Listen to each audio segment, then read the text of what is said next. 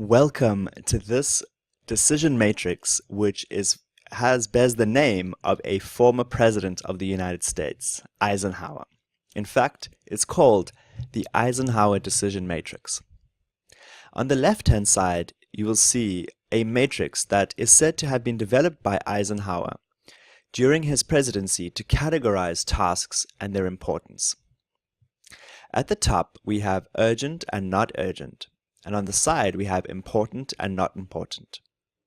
Eisenhower is said to have placed tasks in these quadrants before planning his way forward. Let's talk a little bit about what the meanings of these categories are. If something was urgent and important, in other words, it was in quadrant A, it would be executed immediately and personally. A crisis is a good example of a situation in which Eisenhower would have to execute something immediately and personally. If something was not urgent, yet important, he would receive an end date and do it personally. If something was urgent, but not important, he would delegate these tasks to his vice president and other members of his cabinet. And finally, if something fell in the not urgent and not important, he would drop this project. Now, I've put together a framework for you to use that will help you manage these tasks. Once you receive a task and you place it within these categories, this tool will help you manage these. So for example, let's say we get 3 tasks.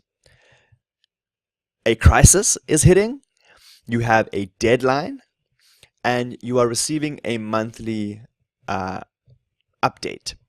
Okay, when I talk about a deadline, this is a deadline that is in a matter of hours. Okay, so this is an hourly deadline. So you would put these 3 tasks in these quadrants. Crisis, deadline would go into important and urgent, and then receive a monthly update is not urgent, but it is important.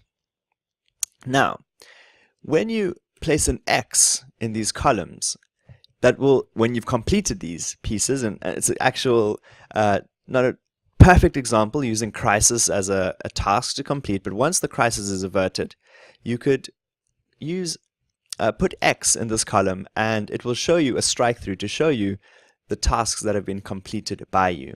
And this sheet is actually formatted to do that for all your tasks.